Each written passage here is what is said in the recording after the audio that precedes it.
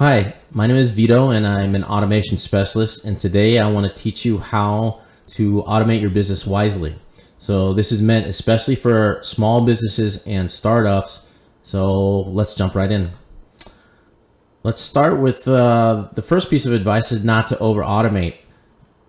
Too many businesses get a little bit over eager and want to automate a lot of things before they even have some of the basic foundations of their business set up. One example is, do you even have leads coming in? If you don't have leads coming in, or many, it's not highly advisable that you build out an elaborate email system. You should concentrate on building more or generating more leads. You should also be leery of the fact of building out systems before you have the revenues to justify it. Again, it's not uncommon for me to see people wanting to buy a large all-in-one built funnel or something like that before they really have revenues coming in. You can do a lot of this piecemeal, and you don't need to build it all at once. The other danger in overbuilding at the beginning is that you may find out that for your particular business is what you thought you were building was going to work, and you end up having to tear it down and start all over again. So it's best to build in iterations, one by one, and to build on the entire system slowly. Let's talk about the tools and the cost to set them up. Automation doesn't solve all problems. Sometimes it can make your problems worse. They break, and so there's an investment involved. It's both time and money. If you don't know how to automate yourself, you're going to hire someone like me to do it, and that costs money. If you're trying to do it yourself, there may be an opportunity cost for you to try to learn how to build these systems. And some people are pretty good at it and have a knack for it, but nevertheless, it is going to take you time to build out automations. So best to start lightly. It takes time to troubleshoot these problems. And the automation tools also cost money. So sometimes it's not really worth it. The good news is there's a lot of cheap versions out there or free versions. We'll go over some of those in a minute. You don't want to get carried away in general. Just automation is not the right solution for everybody at the beginning, and it's better to start slowly. Keep it simple. Like always with most everything in life, start with the most pressing needs first, and we'll go over what I think are the best examples here in a moment. But again, the over automation occurs a lot in email marketing because it's an attractive buzzword now to email market. So don't overbuild there. A lot of the mistakes I see are too many tags, too many lists, over segmentation. Again, when they're just not that many people even in your system. You can build that later. Getting the leads in there is more important first. Sometimes you see these really complex automations built that even an automation specialist like myself is confused by because there are just so many conditions and paths. And this also exposes you to more possibility of things breaking. And it's easy to create a bad user experience too. If you have too many emails going out to people and you're sending them a broadcast email and they're going through 3 different automations or drip sequences, you can really create a bad experience. So don't think only about the automations as a time saver internally, but you have to think about the user experience. And at the end of the day, you can easily scare people away if you don't set these up properly. Here's a really nifty little graphic that Zapier put together. If you don't know what Zapier is a middleman software that connects a lot of these automation tools together.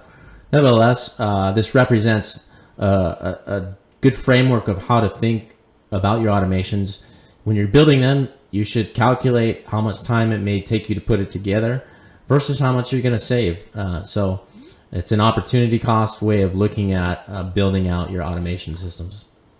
So where would I start, even if you're small? I start for sure with accounting or invoicing, some sort of means to keep track of your finances and to collect your revenues. Collecting your revenues is first and foremost. Make it as easy as possible for your customer to pay you.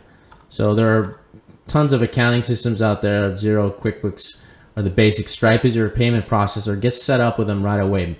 Make your customer's life easy. It's hard enough to get people to part with their money. Make it as easy as possible for them.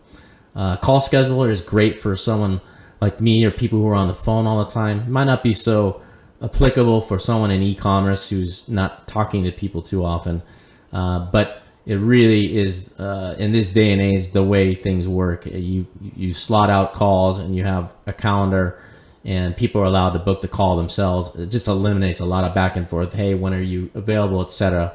Makes life so much easier and extremely affordable to use one of these. The CRMs and databases, you got a host of them out there.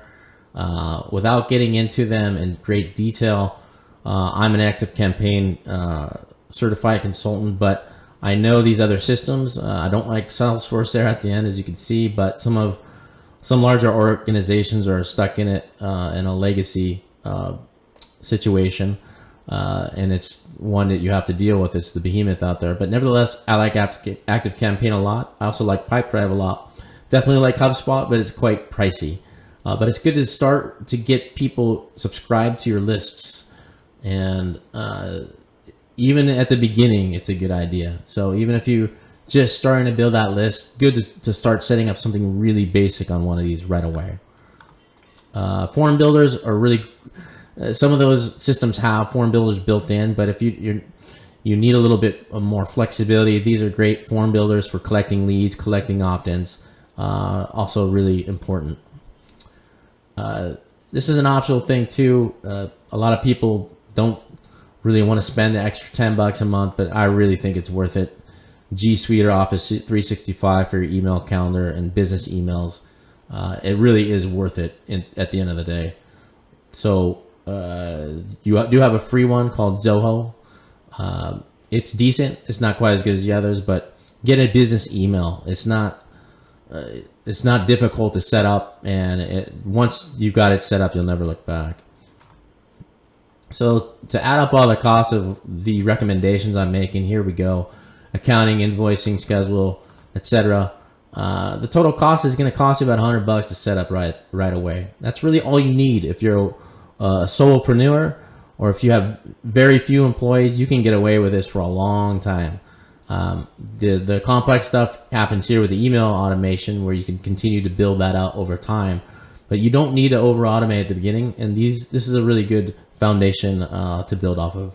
So again, my name is Vito. I hope you enjoyed this. I'll be making other videos. If you have any questions, feel free to ask below. And if you can, and you enjoyed the video, please subscribe. The more people subscribe, the more videos I'll make just like this. Thanks. Have a great day, and I'll see you next time.